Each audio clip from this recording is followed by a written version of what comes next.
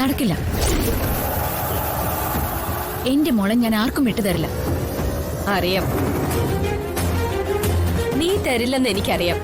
അതുകൊണ്ടാ എല്ലാവിധ സംവിധാനത്തോടും കൂടി കുട്ടിയെ കൂട്ടിക്കൊണ്ടുപോവാൻ ഞാൻ വന്നത്.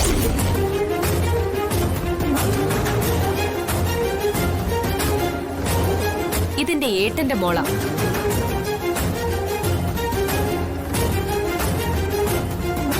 ഇവളെ വളർത്തേണ്ടതും സംരക്ഷിക്കേണ്ടതും ഞാനാ. അല്ലാതെ ഒരു ബന്ധവുമില്ലാത്ത നിന്റെ കൂടെയല്ല ഇവള് വളരേണ്ടത്.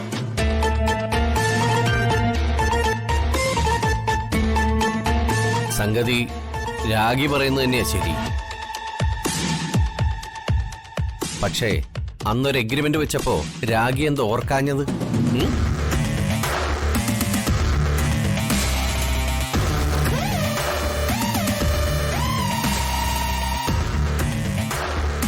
അന്ന് ഈ ബോധോദയം വന്നില്ലായിരുന്നോ?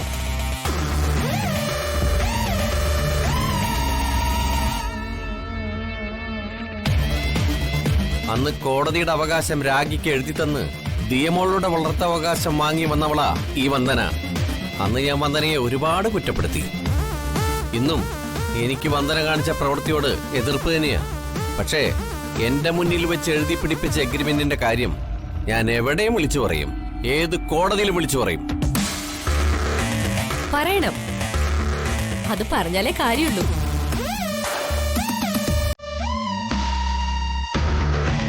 വക്കീലെ, ഇതാണ് ആ പറഞ്ഞ എഗ്രിമെന്റിന്റെ കോപ്പി.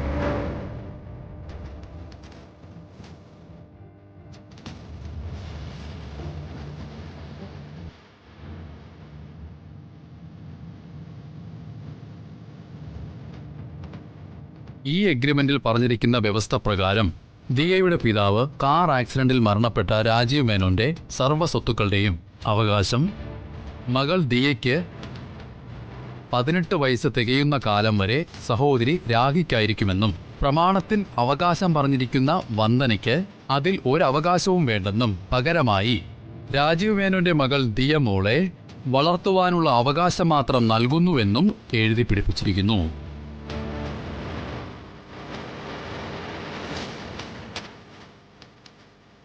വക്കീലെ, അപ്പോ അത് പരസ്പര സമ്മതത്തോടെയുള്ള ഒരു വ്യവസ്ഥയാണല്ലോ.